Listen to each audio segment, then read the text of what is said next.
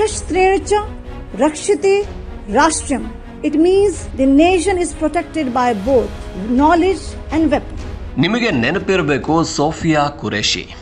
ಇವರು ಆಪರೇಷನ್ ಸಿಂಧೂರ ವೇಳೆಯಲ್ಲಿ ಮಹಿಳಾ ಸೈನ್ಯಾಧಿಕಾರಿಯಾಗಿ ಮಾಹಿತಿನ ಕೊಡೋದಕ್ಕೆ, ಆಪರೇಷನ್ ಸಿಂಧೂರ ಕಾರ್ಯಾಚರಣೆ ಹೇಗೆ ನಡೀತಾ ಇದೆ ಅನ್ನೋ ಮಾಹಿತಿನ ಕೊಡೋದಕ್ಕೆ ಮಾಧ್ಯಮದ ಮುಂದೆ ಬಂದರು.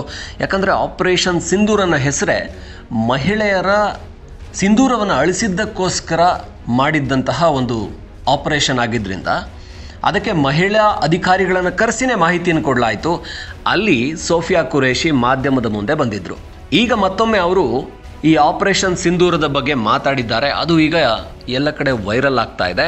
ಒಬ್ಬಳು ಮುಸ್ಲಿಂ ಹೆಣ್ಮಗಳಾಗಿ ಸೋಫಿಯಾ ಕುರೇಶಿ ಶಾಸ್ತ್ರದ ಬಗ್ಗೆ ಮಾತಾಡ್ತಾರೆ, ವೇದಗಳನ್ನು ಉಲ್ಲೇಖಿಸ್ತಾರೆ. ವೇದಗಳಲ್ಲಿ ಶಾಸ್ತ್ರದ ಬಗ್ಗೆ ಏನು ಹೇಳಿದ್ದಾರೆ ಅದನ್ನು ಉಲ್ಲೇಖಿಸಿ ಮಾತಾಡ್ತಾರೆ. ಇವರ ಕುಟುಂಬವೇ ಸೈನಿಕರ ಕುಟುಂಬ. ಇವರ ಫ್ಯಾಮಿಲಿಯಲ್ಲಿ ತಲೆಮಾರುಗಳಿಂದ ಸೈನಿಕರೇ ಇದ್ದಾರೆ.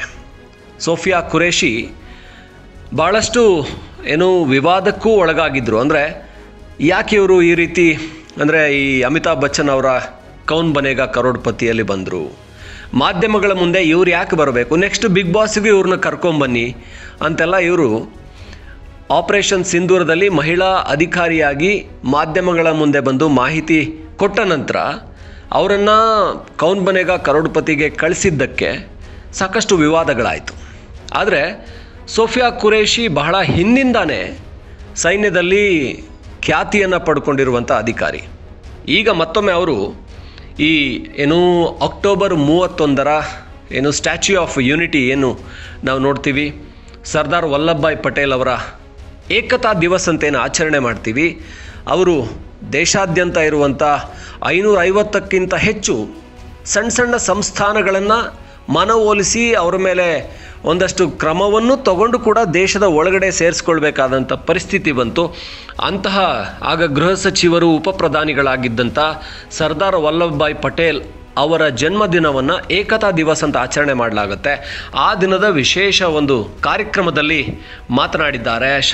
ಶಾಸ್ತ್ರದ ಮಹತ್ವ ಏನು, ಇವತ್ತು ದೇಶದಲ್ಲಿ ಜೆನ್ಝಿಗಳು ಶಾಸ್ತ್ರ ಇವೆರಡನ್ನೂ ಕೂಡ ಮರಿಬಾರ್ದು ಅನ್ನೋ ಮಾತನಾಡಿದ್ದಾರೆ.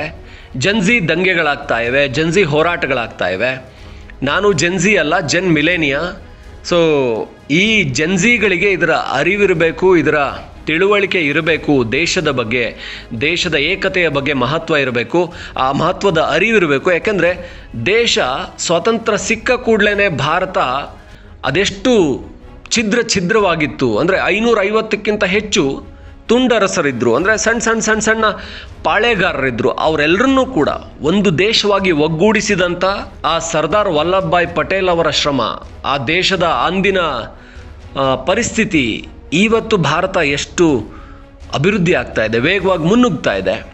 ಆ ಅರಿವು ಜೆನ್ಝಿಗಳಿಗಿದ್ದರೆ ಸುಮ್ಮನೆ ಪ್ರತಿಭಟನೆಗಳು, ಸುಮ್ಮನೆ ವಿರೋಧ ಇದೆಲ್ಲವೂ ಇರೋದಿಲ್ಲ.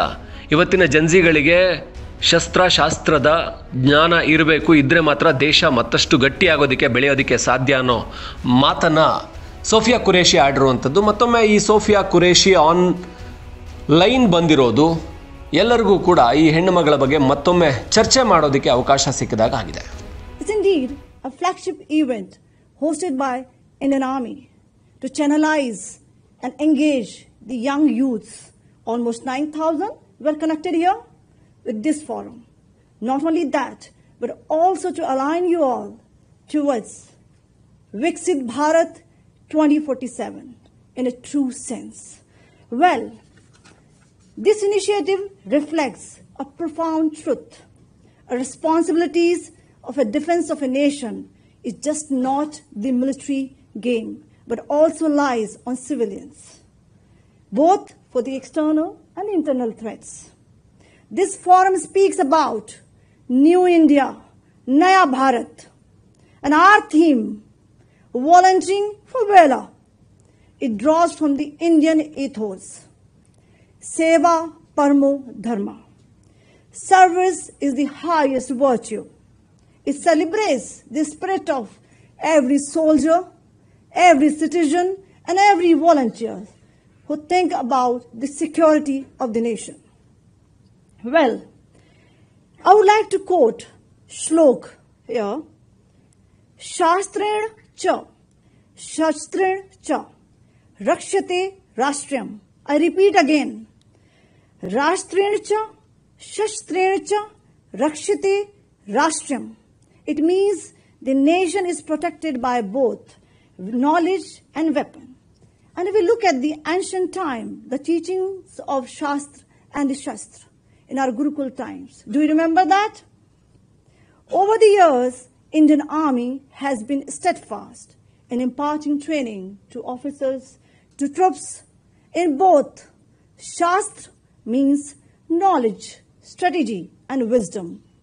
Shastra means weaponry and warfare, embodying the perfect melange of intellect and strength.